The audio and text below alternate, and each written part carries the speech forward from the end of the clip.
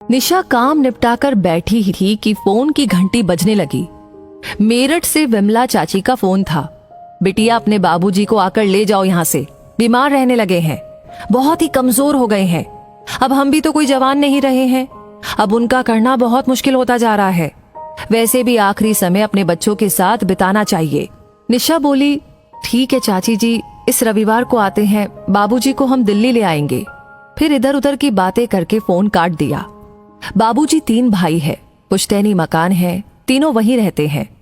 निशा और उसका छोटा भाई विवेक दिल्ली में रहते हैं अपने अपने परिवार के साथ। 3-4 साल पहले विवेक को फ्लैट खरीदने के लिए पैसे की आवश्यकता पड़ी तो बाबूजी ने भाइयों से मकान के अपने 1/3 हिस्से का पैसा लेकर विवेक को दे दिया था। कुछ खाने पहनने के लिए अपने लायक रखकर। दिल्ली आना नहीं चाहते थे, इसलिए एक छोटा सा कमरा रख लिया था, जब तक जीवित थे तब तक के लिए। निशा को लगता था कि अम्मा के जाने के बाद बिल्कुल अकेले पड़ गए होंगे बाबूजी, लेकिन वहाँ पुराने परिचितों के बीच उनका मन लग जाया करता था। दोनों चाचियां भी ध्यान रखती थी। दिल्ली में दोनों भाई बहन की गृहस्थी भी मजे से चल रही थी। रविवार को निशा और विवेक का ही कार्यक्रम बन पाया मेरठ जाने का। निशा के पति अमित एक व्यस्त डॉक्टर है, महीने की लाखों की कमाई है। उनका इस तरह से छुट्टी लेकर निकलना बहुत मुश्किल है। मरीजों की बीमारी न रविवार देखती है न सोमवार। विवेक की पत्नी रेनू की अपनी जिंदगी है, उच्च वर्गीय परिवारों में उठना बैठना है। इस तरह के छोटे मोटे पारिवारिक पचड़ों में पड़ना उसे पसंद नहीं। रास्ते भर निशा को लगा विवेक कुछ अनमना गुमसुम सा बैठा है। वो बोली, इतना परेशान मत हो, ऐसी कोई चिंता की बात नहीं है, उम्र हो रही है, थोड़े कमजोर हो गए हैं, ठीक हो जाएंगे।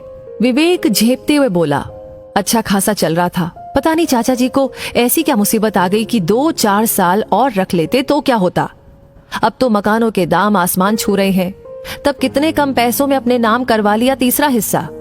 निशा शांत करने की मंशा से बोली, ठीक है ना, उस समय जितने भाव थे बाजार में उस हिसाब से दे दिए, और बाबूजी आखिरी समय अपने बच्चों के बीच बिताएंगे तो उन्हें अच्छा लगेगा। विवेक उत्तेजित हो गया और बोला, दीदी तेरे लिए ये सब कहना बहुत आसान है, 3 कमरों के फ्लैट में कहाँ रखूंगा उन्हें। रेनू से किटकिट रहेगी सो अलग, उसने तो साफ मना ही कर दिया है, वो बाबूजी का कोई काम नहीं करेगी।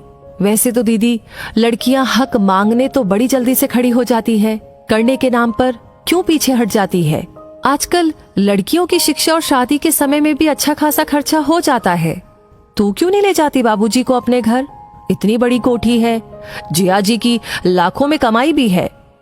निशा को विवेक का इस तरह बोलना ठीक नहीं लगा।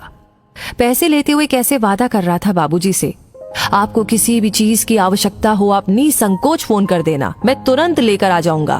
बस इस समय हाथ थोड़ा तंग है, नाम मात्र पैसे छोड़े थे बाबूजी के पास, और फिर कभी फटका भी नहीं उनकी सूद लेने। निशा ने कहा, तू चिंता मत कर, मैं ले जाऊंगी बाबूजी को अपने घर। सही है, उसे क्या परेशानी, इतना बड़ा घर, फिर पति रात दिन मरीजों की सेवा करते हैं, एक पिता तुल्य ससुर को आश्रय तो दे ही सकती है। बाबूजी को देखकर उसकी आंखें भर आई। इतने दुबले और बेबस दिख रहे थे। गले लगते हुए बोली, पहले फोन करवा देते तो पहले लेने आ जाती।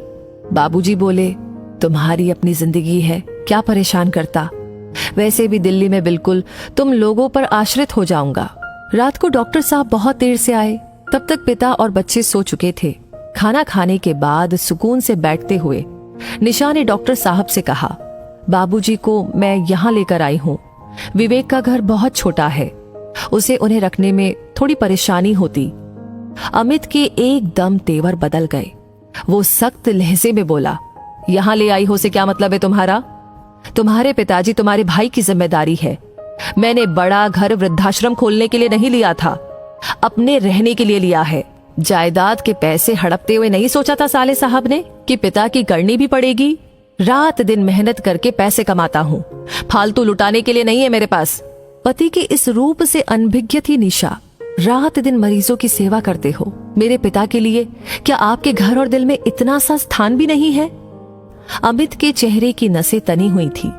वो लगभग चीखते हुए बोला, मरीज बीमार पड़ता है, पैसे देता है ठीक होने के लिए, मैं इलाज करता हूँ, पैसे लेता हूँ। ये व्यापारिक समझौता है, इसमें सेवा जैसा कुछ नहीं है। ये मेरा काम है, मेरी रोजी रोटी है। बेहतर होगा तुम 1-2 दिन में अपने पिता को विवेक के घर छोड़ आओ। निशा को अपने कानों पर विश्वास नहीं हो रहा था। जिस पति की वो इतनी इज्जत करती है वो ऐसा बोल सकते हैं। क्यों उसने अपने भाई और पति पर इतना विश्वास किया? क्यों उसने शुरू से ही एक एक पैसे का हिसाब नहीं रखा? अच्छी खासी नौकरी करती थी। पहले पुत्र के जन्म पर अमित ने ये कहकर के छुड़वा दिया कि मैं इतना कमाता हूँ, तुम्हें नौकरी करने की क्या जरूरत है? तुम्हें किसी चीज की कमी नहीं रहेगी, आराम से घर रह कर के बच्चों की देखभाल करो। आज अगर नौकरी कर रही होती तो अलग से कुछ पैसे होते उसके पास, या 10 साल से घर में सारा दिन काम करने के बदले में पैसे की मांग करती तो इतने तो हो ही जाते कि पिताजी की देखभाल अपने दम पर कर पाती। कहने को तो हर महीने बैंक में उसके नाम के खाते में पैसे जमा होते हैं, लेकिन उन्हें खर्च करने की बिना पूछे उसे परमिशन नहीं थी। भाई से भी मन कर रहा था कह दे कि शादी में जो खर्च हुआ था वो निकाल कर जो बचता है उसका आधा आधा कर दे, कम से कम पिता इज्जत से तो जी पाएंगे। पति और भाई दोनों को पंक्ति में खड़ा करके बहुत से सवाल करने का मन कर रहा था। जानती थी जवाब कुछ ना कुछ तो अवश्य होंगे, लेकिन इन सवाल जवाब में रिश्तों की परतें दर परतें उखड़ जाएंगी और जो नग्नता सामने आएगी उसके बाद रिश्ते ढोने मुश्किल हो जाएंगे। सामने तस्वीर में से झांकती 2 जोड़ी आंखें जीभ पर ताला डाल रही थी। अगले दिन अमित के अस्पताल जाने के बाद जब नाश्ता लेकर निशा बाबूजी के पास पहुंची तो वे सामान बांधे बैठे थे। उदासी भरे स्वर में बोले, मेरे कारण अपनी गृहस्थी मत खराब कर। पता नहीं कितने दिन है मेरे पास और कितने नहीं। मैंने इस वृद्धाश्रम में बात कर ली है, जितने पैसे मेरे पास है उसमें मुझे वो लोग रखने के लिए तैयार है। ये ले पता, तो मुझे वहां छोड़ा और निश्चिंत होकर अपनी गृहस्थी संभाल। निशा समझ गई बाबूजी की देह कमजोर हो गई है, दिमाग नहीं। दामाद काम पर जाने से पहले मिलने भी नहीं आया। साफ बात है ससुर का आना उसे अच्छा नहीं लगा। क्या सफाई देती, चुपचाप टैक्सी बुलाकर उनके दिए पते पर उन्हें छोड़ने चल दी। नजरें नहीं मिला पा रही थी, ना ही कुछ बोलते बन रहा था। बाबूजी ने ही उसका हाथ दबाते हुए कहा, परेशान मत हो बिटिया, परिस्थितियों पर कब हमारा बस चलता है। मैं यहाँ अपने हम उम्र लोगों के बीच खुश रहूंगा। 3 दिन हो गए थे बाबूजी को वृद्धाश्रम छोड़कर आए हुए। निशा का ना किसी से बोलने का मन कर रहा था और ना ही कुछ खाने का। फोन करके पूछने की भी हिम्मत नहीं हो रही थी कि वो कैसे हैं। इतनी ग्लानि हो रही थी कि किस मुंह से पूछे। वृद्धाश्रम से ही फोन आ गया कि बाबूजी अब इस दुनिया में नहीं रहे। 10 बजे थे, बच्चे पिकनिक पर गए थे। 8-9 बजे तक आएंगे। अमित तो आते ही 10 बजे तक है। किसी की भी दिनचर्या पर कोई असर नहीं पड़ेगा। किसी को सूचना भी क्या देना। विवेक ऑफिस चला गया होगा, बेकार छुट्टी लेनी पड़ेगी।